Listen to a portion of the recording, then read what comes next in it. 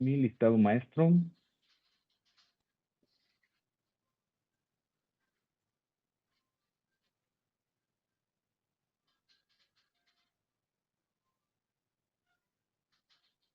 Hoy le tocó la voladora a Colima. ¿Sí están por ahí?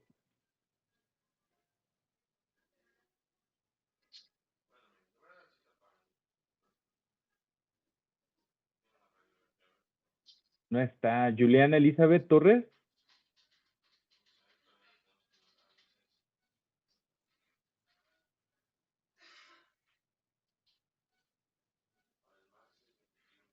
Bien, espantosa X para Colima.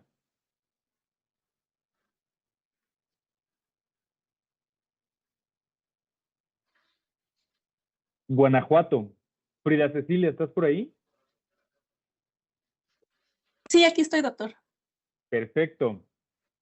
Frida Cecilia, platícame, ¿cuál es la diferencia entre un asfixiante simple y un asfixiante irritante?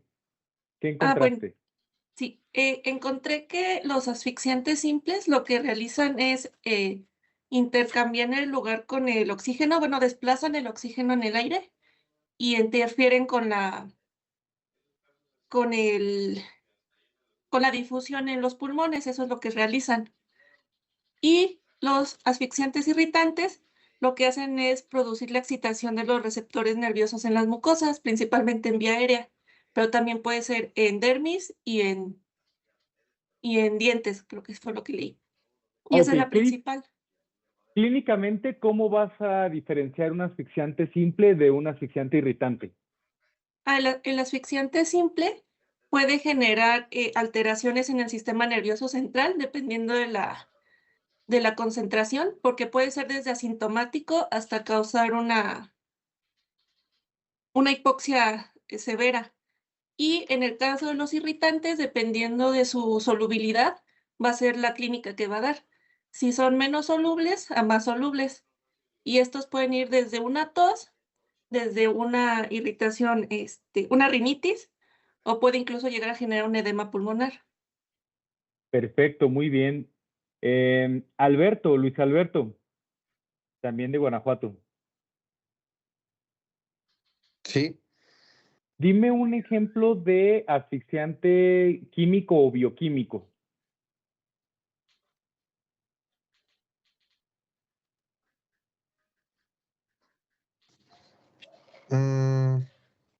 Puede ser lo de monóxido de carbono. Perfecto. ¿Cuál es lo que va a caracterizar a los gases que vamos a clasificar en este grupo? Ah, no sé a qué se refiere, si a la parte química de, o sea, de que si son, por ¿Por qué ejemplo, se el mono. llaman, por qué se llaman asfixiantes bioquímicos o químicos? ¿Qué los hace que digas que el monóxido de carbono pertenece a esos y, por ejemplo, el dióxido de carbono no? ¿Qué los diferencia? Pues de lo que leí del monóxido de carbono es de que es muy afín hacia a la hemoglobina y interfiere en el transporte de oxígeno. O sea que es muy afín. Ajá. Y entonces, con eso que leíste, ¿qué te va a hacer que digas que una sustancia, un gas, es un asfixiante bioquímico como el monóxido? ¿Qué los caracteriza? No sé, inventando podría ser la composición de química. El dióxido y el monóxido de carbono se parecen mucho, ¿no? CO y CO2. Ajá. Entonces, pero uno es bioquímico y uno es simple.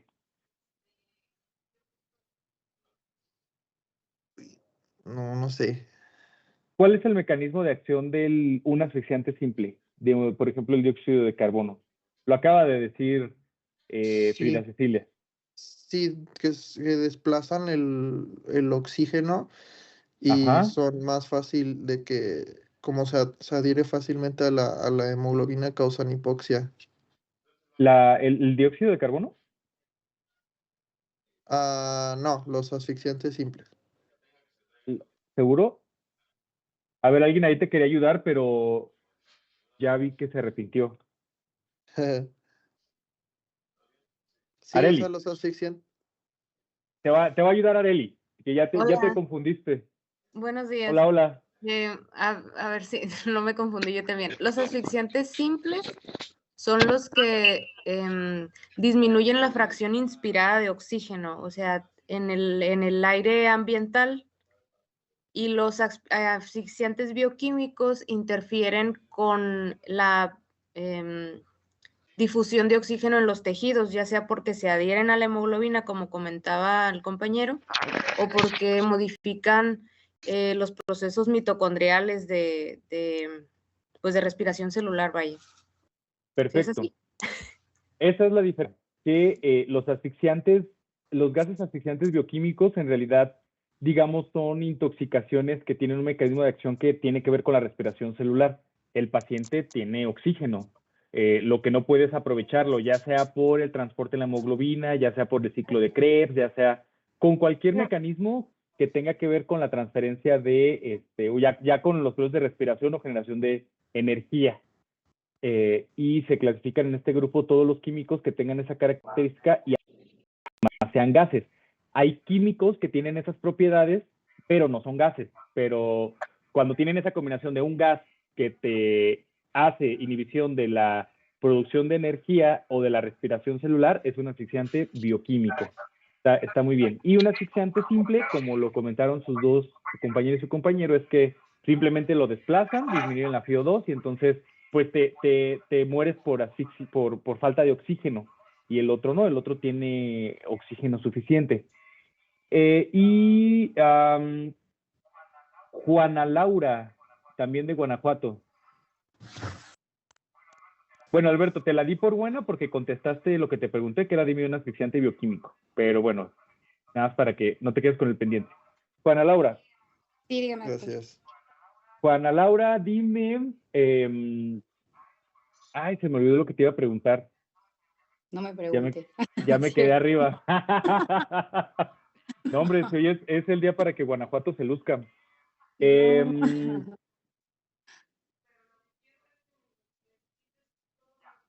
Ya. Ahora, volviendo a que eres médico antes que ser médico del trabajo, como buen médico, dime, ¿qué vas a encontrar de diferente en una gasometría en un paciente que está con un asfixiante simple a uno que se intoxicó con un asfixiante bioquímico? ¿Qué crees tú que va a ser diferente, de acuerdo a lo que ya platicaron tus tres compañeros? Ay. Déjeme pensarlo. Ay. No sé, tal vez más acidosis en la del simple. Los dos pueden tener acidosis. Es cierto que vas a tener más acidosis en un asfixiante bioquímico, no en el simple, pero hay algo que si a ustedes les llega un caso que quieren dictaminar y tienen los estudios de cuando llega a urgencias, hay algo que los va a hacer diferenciar así, cara o cruz. Si esto está así, es un asfixiante simple. Si esto está así, es un asfixiante bioquímico. ¿Sería el nivel de bicarbonato, quizá? De bicarbonato, el nivel de bicarbonato se va a elevar más en un paciente con un asfixiante bioquímico que ya tiene un rato que pasó la intoxicación y que la acidosis se prolongó. Entonces sí, vas a tener pues alteraciones en los niveles de bicarbonato por la acidosis, pero eso no te ayuda a diferenciarlos porque también un paciente con un asfixiante simple puede haber tenido lesión cerebral, por ejemplo, haber sido un cuadro muy grave y que después haya hecho una acidosis, no por la misma razón, pero pues porque fue un paciente grave. Pero en la etapa inicial, o sea, casi que llega a urgencias en la etapa aguda y le toman la gasometría, que es lo que en todos estos pacientes van a hacer, hay algo que te va a ayudar a diferenciarlos. ¿Tú qué crees que sea? No sé bien, doctor. Ok. Si la FiO2 está baja, si la concentración de oxígeno en un paciente está baja y en el otro está normal, pero no puede aprovechar el oxígeno, ¿tú qué crees que va a ser la diferencia?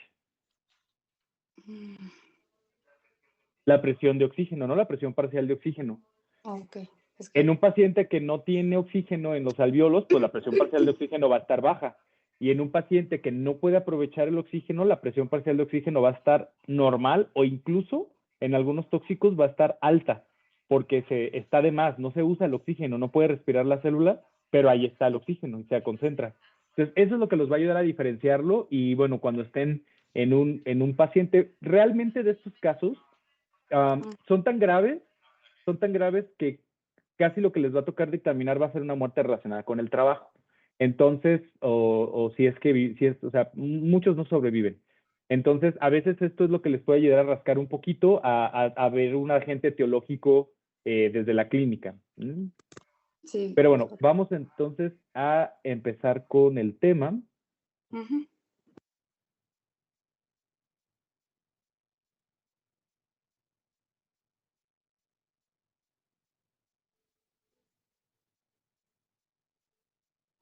Este es un tema cortito.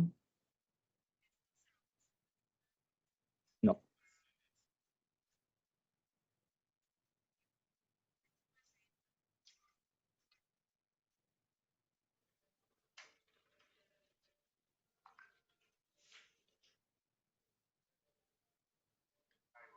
Ahí voy, se me trabó la computadora. Ténganle paciencia y confianza.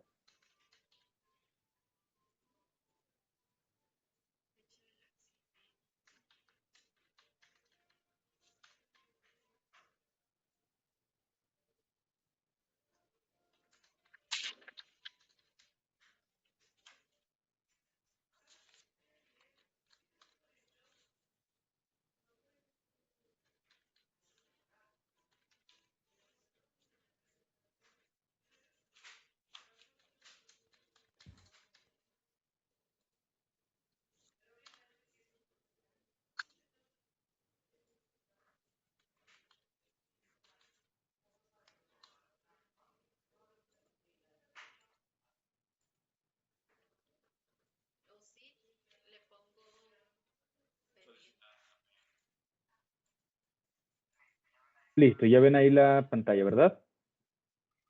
Muy bien. Entonces, al principio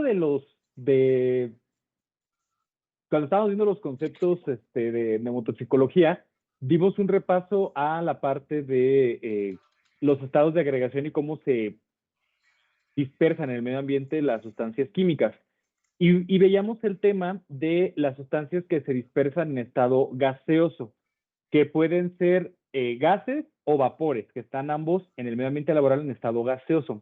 Entonces, en este tema vamos a ver gases, que son aquellas sustancias que están en estado gaseoso, pero que no pueden existir en otro estado a temperatura y presiones ambientales. Esa es la diferencia, ¿no? Entonces, eso es lo que vemos en este tema. Entonces, los gases que van a ser, pues sustancias químicas cuyas fuerzas intermoleculares no son capaces de proporcionarle una forma y un volumen propios, no están muy unidos. Entonces las moléculas están tan separadas entre sí que se mueven libremente y lo único que las va, digamos, a contener, pues es pues las paredes o el contenedor donde estén, ¿no? O sea, estas partículas van a estar chocando por donde ellos tengan la capacidad de hacerlo. Si no hubiera un contenedor, bueno, entonces su expansión no tendrá límites y estarán viajando pues hacia donde su cinética los lleve. Su cinética se puede ver alterada por las condiciones de ambientales, sobre todo la temperatura. A mayor temperatura aumenta la cinética de las moléculas y entonces va a hacer que viajen mucho más rápido y a menor temperatura pues lo contrario. Son fácilmente compresibles, o sea que con presión se pueden disminuir su volumen en una buena proporción por el mismo mecanismo, dado que no tienen forma, pues así como se pueden expandir, también se pueden comprimir fácilmente. Y bueno, de acuerdo a esta bibliografía, dice que son capaces de una expansión casi infinita. Digo, hasta que sea una molécula aislada por ahí viajando y que ya no represente un riesgo toxicológico, ¿no? Eso es lo que les pasa cuando hay fugas de gases. Bueno, estos se empiezan a expandir, van a tener un rango en el cual van a estar en concentraciones tóxicas, se seguirán expandiendo y llegará a un punto en el que ya perdió, digamos, ya se disipó hasta a un nivel que ya no son, digamos, peligrosos, pero esto puede ser, pues, muchos kilómetros en los casos de grandes fugas o explosiones de tanques comprimidos, ¿no? Que es lo que ha pasado en algunos de las desastres toxicológicas. Y bueno, el término de gases lo acuñó Jean-Baptiste Van Helmont, y es del griego caos, que significa desorden, por esta particularidad que tienen las moléculas de no tener un orden, a diferencia de las moléculas de líquidos y de sólidos. Entonces, bueno, gases vamos a tener, digamos, de dos tipos. Los gases que son, pues podríamos llamarlos puros o ditróficos, que son gases que tienen dos moléculas, y estos son de una composición unielemental, o sea, que tienen un solo elemento. Entonces, en la tabla periódica son los que están más hacia arriba y a la derecha. Entonces, tenemos a los gases nobles, helio, neón, argón, criptón, xenón, radón. El flúor y el cloro todavía alcanzan a ser gases, el nitrógeno y el oxígeno. Estos son moléculas que pues tienen la capacidad de unirse de a dos elementos para formar una molécula, y que esta molécula sea un gas, ¿no? El N2, el O2, ¿no? Y pues el gas flúor, el gas cloro. Entonces, digamos que por sus similitudes en cuanto a las propiedades elementales que tienen, pues por eso se agrupan de acuerdo al orden de la tabla periódica en esta parte. Y también vamos a tener los gases que son compuestos, que son de dos o más elementos, pero de diferente tipo de elemento, como el CO2, que ya habíamos mencionado, como el CO, si bien son moléculas que a lo mejor son combinaciones de moléculas también que están acá cerca, ¿no? Entonces, pues esos son lo que los va a caracterizar. Ahora, de acuerdo a los reportes de los, de los centros de intoxicaciones de Estados Unidos, en cuanto al reporte de fatalidades por intoxicaciones, los que más se llevan las estadísticas son las sustancias que viajan en forma de gas en el medio ambiente, que estos son, bueno, ya habíamos dicho, los vapores, los gases, y aquí ellos incluyen los fumes, que son los productos de la combustión, los humos, pero la parte, bueno, se refieren a la parte gaseosa, ¿no? Entonces, bueno, del número de muertes que se reportaron en los centros de información y atención toxicológica de Estados Unidos, digo, después de los analgésicos, que son fármacos, pues las fatalidades se le acuñan a los compuestos en estado gaseoso. Entonces, ¿por qué? Ya lo habíamos hablado en la primera clase de conceptos básicos, tienen las propiedades físico-químicas idóneas para contaminar a la persona que se expone, ¿no? Al trabajador o trabajadora. Y si quitamos los medicamentos, pues a nivel industrial, pues son los que más reportan fatalidades en la casuística internacional de los centros toxicológicos.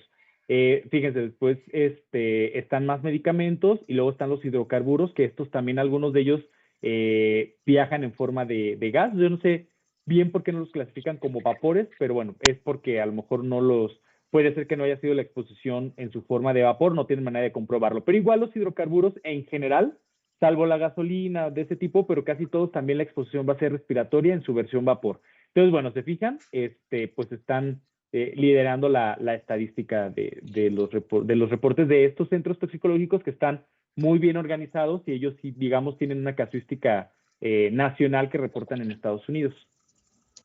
Ahora, la clasificación va a ser de acuerdo a la respuesta que el cuerpo tiene ante ellos.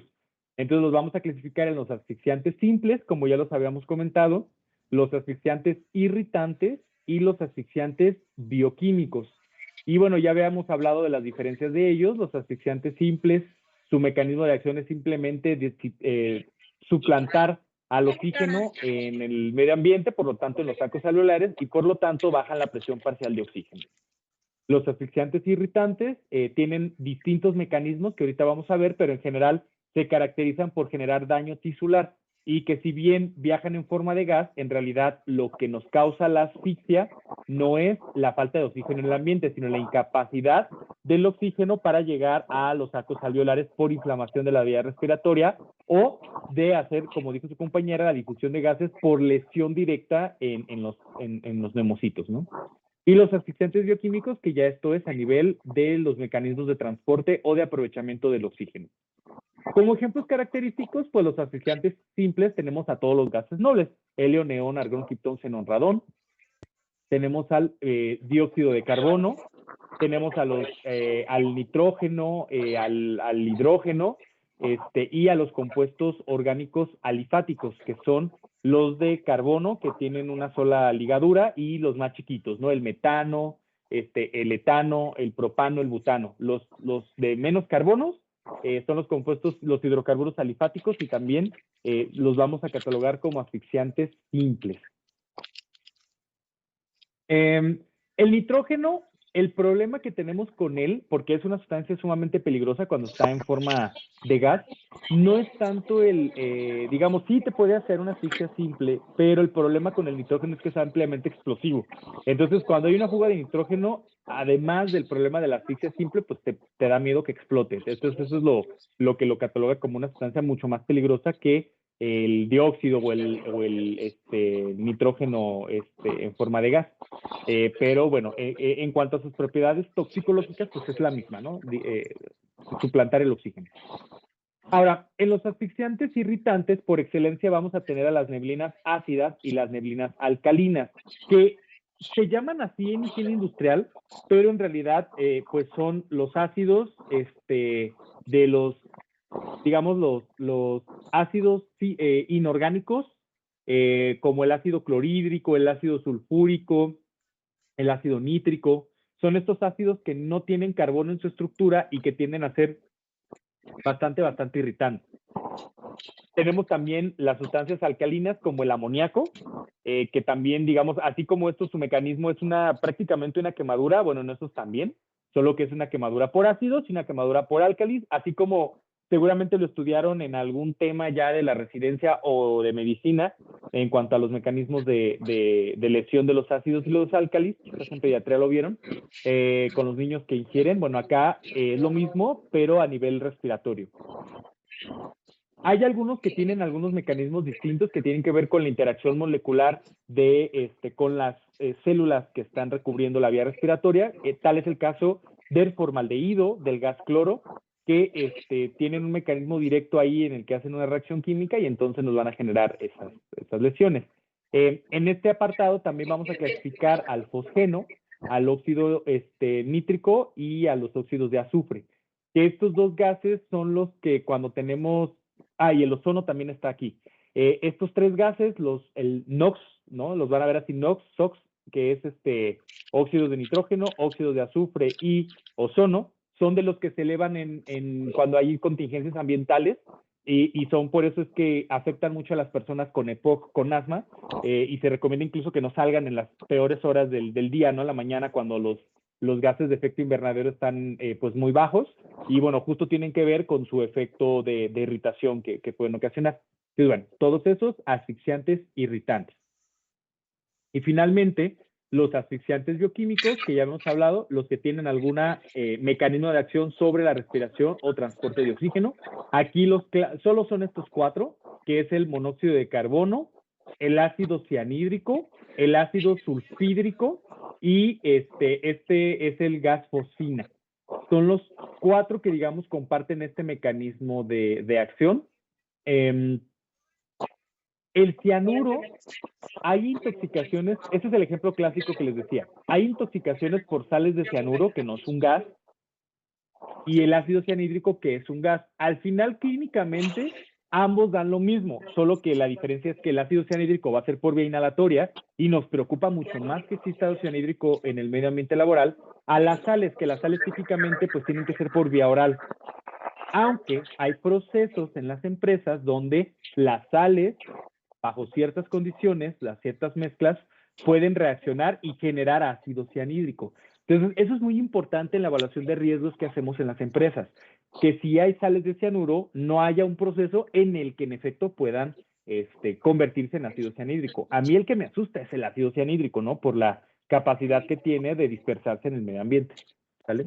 Entonces, bueno, esta, digamos, es la principal clasificación de los gases, basada en el tipo de intoxicación que me puede ocasionar. Porque así, como les decía en la primer clase de neumotoxicología, de que podemos hacer síndromes, bueno, acá también podemos hacer síndrome de asfixia simple, síndrome de irritación de la vía aérea superior, de la vía aérea inferior, o asfixia bioquímica, ¿no? Son toxíndromes que clínicamente yo haciendo una buena historia clínica o si veo al paciente haciendo una buena exploración, puedo identificar qué tipo de asfixia es y ya nada más me voy a buscar.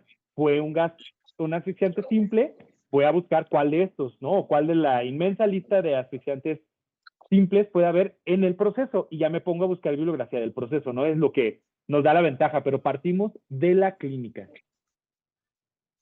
Entonces, bueno, los asfixiantes simples lo que nos van a ocasionar, pues es prácticamente anoxia, que es literal la falta de oxígeno. Se produce como una consecuencia directa de la disminución de la presión parcial de oxígeno, que lo veo en la gasometría, y se puede ocasionar por cualquiera de las siguientes causas. Bueno, puede ser por estar a una altura, ya lo usa la enfermedad de los montañistas que están muy altos y pueden tener una disminución de la presión ambiental de oxígeno y entonces pues viene el mal de montaña, ¿no? O si hubiera algún problema en un avión donde se despresurizó y entonces disminuyó la presión de oxígeno, aumenta la presión de otros gases y entonces tengo pues anoxia. Puede ser también por consumo del oxígeno ambiental. Esto es raro, esto puede ocurrir en espacios confinados donde sobre todo en nuestro entorno va a ser por alguna reacción química donde se consuma el oxígeno. Por ejemplo, si hay una fuente de ignición, no quiero decir un incendio porque en un incendio la verdad es que es una combinación mezclada de los tres tipos, hay asfixiantes simples, bioquímicos y irritantes.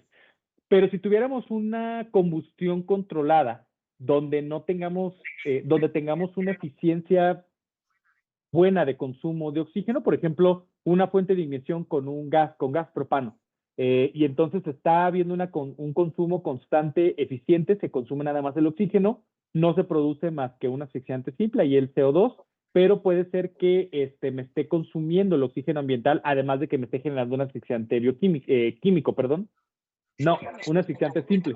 Y entonces me puede dar juntos una anoxia, ¿sale? Entonces, pero es raro que lo vayamos a tener y el contexto casi siempre va a ser en un espacio confinado, ¿sale?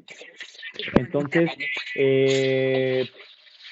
puede ser eso y bueno, lo que les decía aquí, la acumulación de un asfixiante simple, como el ejemplo que les puse, el dióxido de carbono. También puede ser en una planta de generación de biocombustibles donde sea un espacio confinado y se esté generando metano, ¿no? O una fuga, a lo mejor en un sótano que es el cuarto de máquinas o así un lugar que sea un espacio confinado, hay una fuga de gas LP o de gas propano, de gas butano, el que quieran, o de gas natural que es metano, y entonces pues sea una asfixia simple, ¿no? Porque fue un espacio confinado. Entonces, al final, pues lo que va a ocasionar es un edema, si esto es muy grave, me va a ocasionar un edema cerebral que me va a llevar a la lesión cerebral y me puede ocasionar muerte, pues, en un estado agudo, ¿no? Muy, muy súbita, muy aparatosa. Entonces, esta se me coló acá. Asfixiantes simples. Entonces, los asfixiantes simples, ya habíamos dicho, desplazan el oxígeno y a diferencia de los asfixiantes bioquímicos, esto no tiene que ver con la respiración celular. Sí hay acidosis, por eso les decía, puede haber los mismos mecanismos, pero ya es por consecuencia de la propia asfixia, así como un paciente con neumonía, así como cualquier paciente que tiene problemas para ingresar oxígeno a los tejidos, pues va a tener toda la cadena, ¿no? Ahí ya ahora sí de acidosis, respiratoria, pero cuando el paciente está evolucionado. Pero en la etapa aguda e inicial, lo que lo va a caracterizar principalmente es baja presión de oxígeno. Ya había dicho su compañera, disminución de la FiO2 y bueno, todo esto ya lo habíamos dicho. Se los menciono porque estas también son preguntas clásicas de exámenes, ¿no? Entonces, FiO2 baja, PO2, presión parcial de oxígeno, perdón, en sangre baja. Y es la fisiopatología del mal de montaña, les decía, y esto tiene que ver con el comportamiento de los gases en función de la presión de ambiental.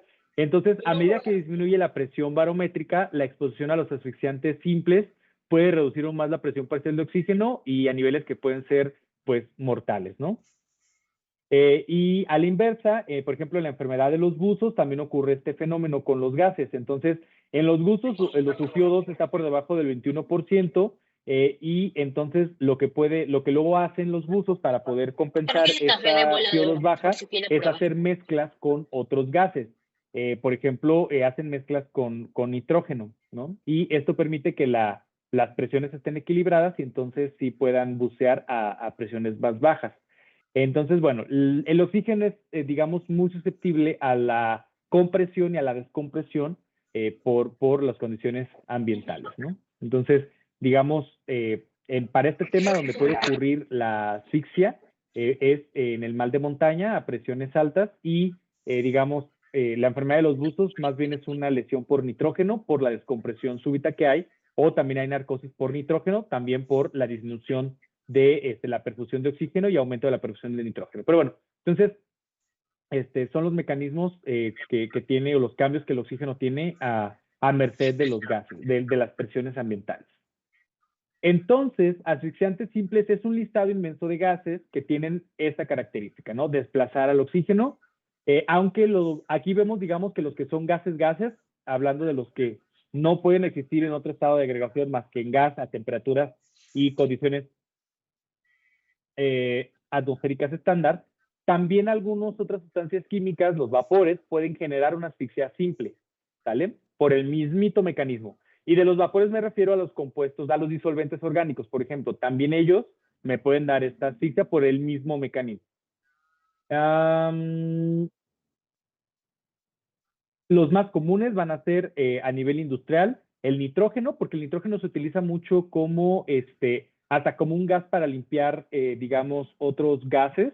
Hay tanques de nitrógeno que tienen incluso fuentes en laboratorios para, hasta los usamos hasta para limpiar las ducterías de equipos que utilizan otros gases, etcétera, etcétera. Entonces es muy común la exposición al nitrógeno. El metano, les decía, sobre todo en las fuentes donde se genera, pues hay fuentes de producción de biocombustibles, entonces el metano es muy común, el gas natural, una fuga en una casa, gas natural es metano. El acetileno también es uno que se utiliza mucho a nivel industrial. En nuestros laboratorios de salud del trabajo tenemos tanques de acetileno. El anhídrido carbónico, que también se comporta como un gas simple. El propano, el gas neón, todos los gases nobles, ya los habíamos dicho, el neón, el helio, etcétera. Casi siempre el contexto de una intoxicación con un asfixiante simple, hablando de los gases, no de los vapores, es que es un tanque que estaba a presión o una tubería conectada a un tanque a presión que se despresurizó. Ya sea que hubo una fuga, que nadie se dio cuenta, que se rompió, etcétera, ¿no? Esa es la historia clásica de una intoxicación por asfixiantes simples. La excepción quizás la tiene el metano, que también puede ser ese escenario o puede ser una mala producción por, o digamos un problema por una contaminación bacteriana en condiciones de oxígeno.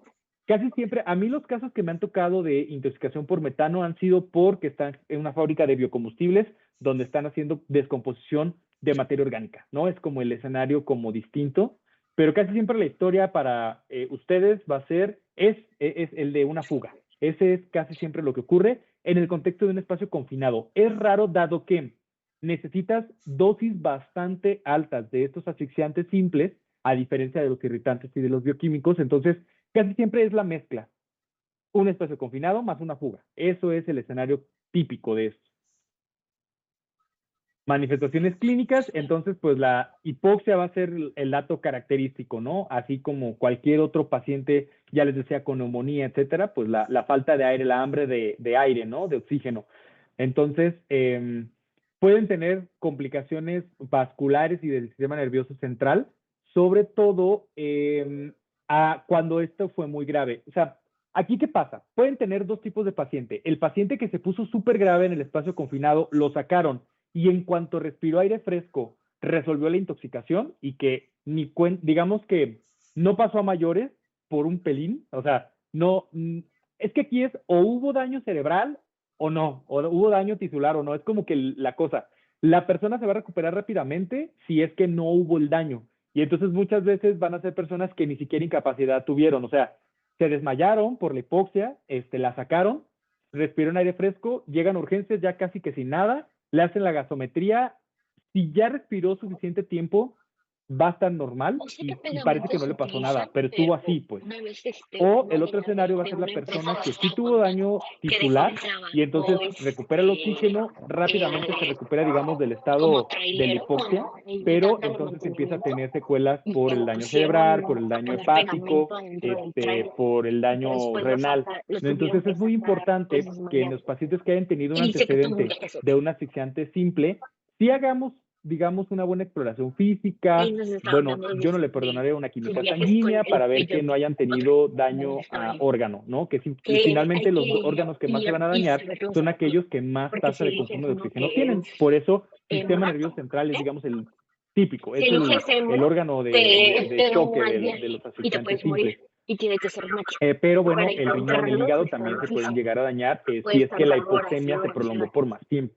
Y bueno, en un estado muy grave, pues finalmente el paciente va a tener una falla multiorgánica si no lo sacaron a tiempo y va a ser un paciente que va a llegar en estado bastante grave. Por eso les decía, van a tener los dos escenarios. O el paciente que ni cuenta se dio qué le pasó, se desmayó, despertó y como si nada, o el paciente grave que queda con secuelas terribles, sobre todo a nivel del sistema nervioso central, ¿no? Entonces, nuestro trabajo como médicos del trabajo es como identificar muy bien que fue un asfixiante simple, hacer un correcto diagnóstico y buscar intencionadamente secuelas si es que fue un caso grave, ¿no?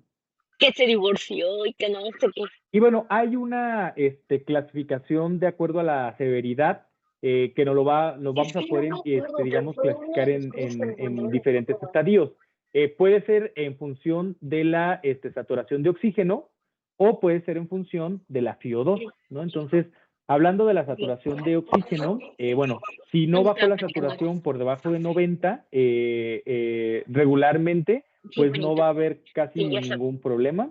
Si acaso, digamos, si es algo habitual, voy a hablar del contexto ocupacional. Un espacio confinado, mal equilibrado, que tiene una fuente, a lo mejor una caldera, tiene una fuente de combustión y que, digamos, tiene poca concentración ambiental de oxígeno, pero no a un grado en el que te genere un cuadro agudo y tienes trabajadores que están ahí, entran, salen, pues bueno, a lo mejor la intoxicación puede ser tan sutil que no bajen del 90% mientras están ahí, no van a tener clínica, si acaso disminución de la visión nocturna, mientras la oxisaturación está baja, ¿no? Eso es como algo que puede ocurrir. Y que qué miedo, porque cuando esta fuente de consumo de oxígeno aumente su tasa de consumo de oxígeno, pues sí que puede hacer que las personas estén confiadas y luego entren y tengan una intoxicación más severa, ¿no? Ahora, un estadio 2, donde la saturación está entre 82 y 90%, la podríamos clasificar como un estado compensatorio. Aquí, ¿por qué compensatorio? Porque va a haber taquicardia, va a haber taquipnea para, bueno, si hay poca FiO2, si hay poco oxígeno en los tejidos, pues el cuerpo va a aumentar las respiraciones por minuto, va a aumentar las pulsaciones por minuto para tratar de compensar la insuficiencia en los tejidos y entonces pues por eso es que es una fase compensatoria. Aquí sí va a haber más disminución de la visión nocturna y puede haber una ligera, muy sutil disminución del estado de alerta y de la respuesta a los estímulos, ¿no? Aquí los trabajadores que van a ser más sensibles a un espacio confinado que me genere esta condición van a ser aquellos que tengan problemas para hacer estas compensaciones. Por ejemplo, los pacientes con enfermedades cardíacas, los neumópatas o, por ejemplo, un paciente con anemia, donde, pues bueno, van a resentir un poco más, sobre todo los síntomas a nivel del sistema nervioso central. Pero entonces, bueno, aquí es el estadio compensatorio. El estadio 3 es cuando la saturación de oxígeno en el oxímetro llega a entre 64 y 82, y aquí sí que fallaron los mecanismos de compensación, y entonces vamos a tener disnea, vamos a tener una persona que está cansada, puede tener visión en túnel, puede tener ya las alteraciones del sistema nervioso central más marcadas, mareo, cefalea, un estado eufórico. Los inhaladores voluntarios, por ejemplo, hay personas que como digamos una droga utilizan el helio. No sé si los han llegado a ver. Hay personas que compran esos tanquecitos de helio y los inhalan voluntariamente. ¿Y esto por qué? Porque esta hipoxia lo que les hace es una hipoxia, pero los lleva a este estado donde van a tener un estado de euforia. Y es lo que buscan. Sumamente peligroso ese tipo de uso recreacional de sustancias químicas, ¿no?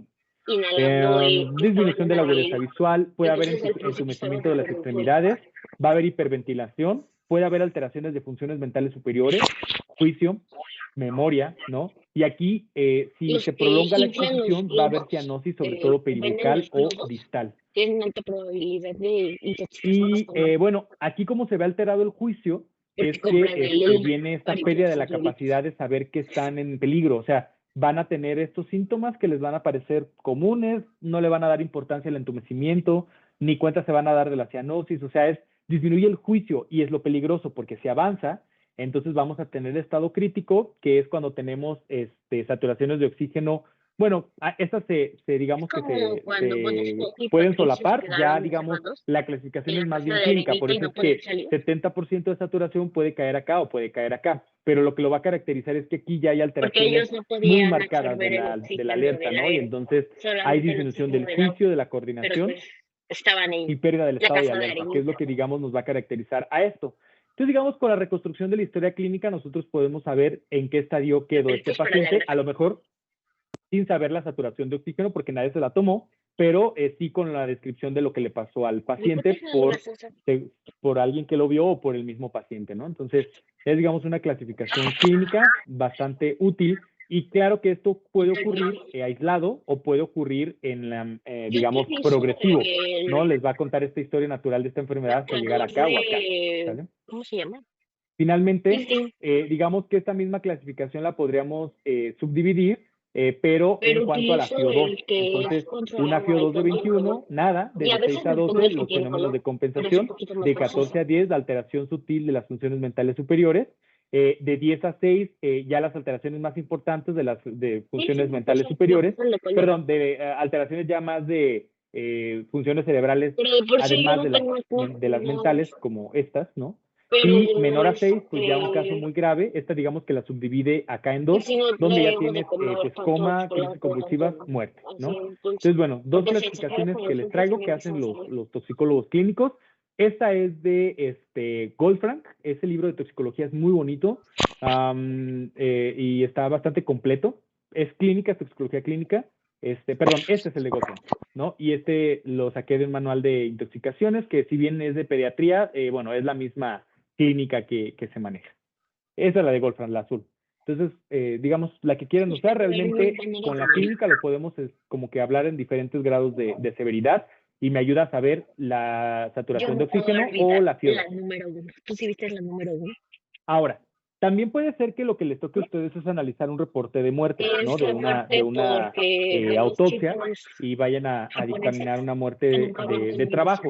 y Y se bueno, murieron generalmente, a diferencia de eran las tan tímidos, intoxicaciones tan por tímidos, asfixiantes bioquímicos que que sí tienen como llevaban que pasadas con su características un cuarto poquito salió más y no marcadas, habían pues podido en realidad conseguirla. lo Hasta que que una acá vez ocurre es les que no valió son no sé qué características. hicieron o qué se Entonces tomaron vas a tener y daño por el efecto, tisular en diferentes demasiado sitios. esfuerzo para su corazón ¿Esto por qué? Porque ya que se y se logran, murieron los dos. digamos, las concentraciones tóxicas letales, es un periodo que ya cuando se intoxican en atmósferas así, el periodo para la muerte es tan rápido, digamos que pues no alcanza a dar alguna otra característica, como que no alcanza a dejar que los tejidos evolucionen y lo que tienen pues es característicamente pues las Según son para lesiones, el apoyo del cáncer pues y no. Eso les compré. hay destrucción vascular, va a haber como hemorragias pequeñas, difusas, ya digamos, súbitas. No sé. ¿Qué más les quería decir de aquí? ¿Qué No, listoncito pues nada es? más eso. Que lo que explica un poquito este tipo de intoxicaciones justo es esto, que pierden el juicio, ¿no? Y no se dan cuenta que están teniendo síntomas, estos síntomas que a lo mejor ya no son tan sutiles y no los ayuda a huir. Sí. Y bueno, Y están intoxicados nada de más su como forma. para terminar, asfixiantes simples, algunos tipos de industrias donde pueden estar los gases nobles, que son los que casi no he mencionado acá. Pues el argón regularmente puede ser un gas de protección durante operaciones de soldadura. Suele mezclarse con pues neón para llenar los tubos fluorescentes, estos que se utilizan mucho para pues como cuestiones de iluminación y demás. Entonces, puede ser en un soldador, nada más hay que ver que sí sea un tipo de soldadura que necesite, digamos, limpieza y que tenga ahí conectado un tanque de gas argón. No es tan común. El neón, bueno, Se lo gastas. prácticamente para iluminación decorativa, no es tan común su uso a Pero nivel sí, desde industrial. que El son xenón no solo regularmente es en la industria radioactiva, no se usa tanto tampoco de manera común. Lo utilizan los médicos y los que hacen diagnóstico pues con isótopos y eso, y regularmente es en laboratorios de función pulmonar.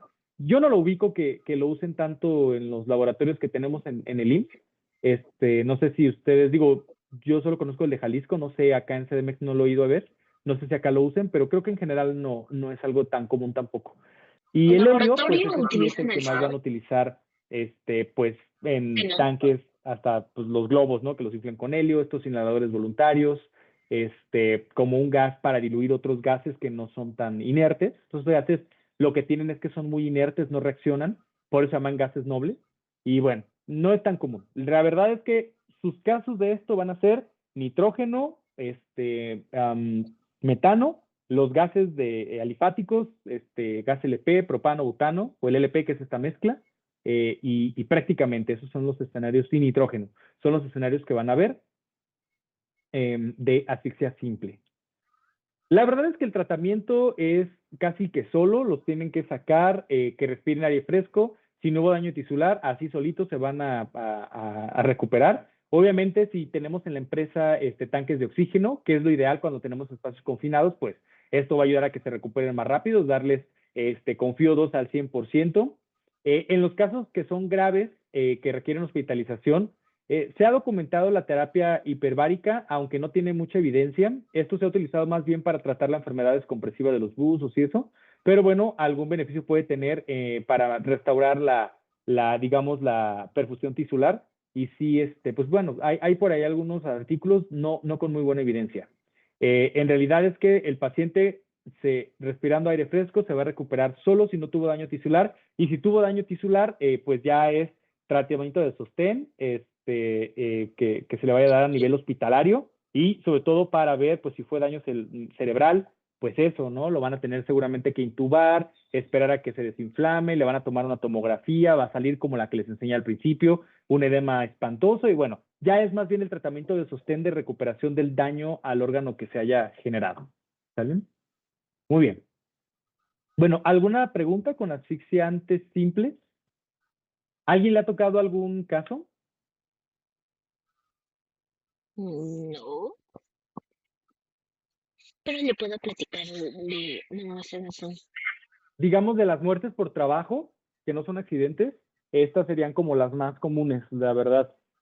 A mí sí me llegaron a tocar varias muertes por asfixiantes, más bien por bioquímicos, por simples es más rarón, pero sí es de las que les va a llegar a tocar. Si es que les toca alguna defunción por intoxicaciones, es como que de las que suelen llegar por gases. Sí, pero estamos esperando ¿Ninguna a que duda? termine la clase.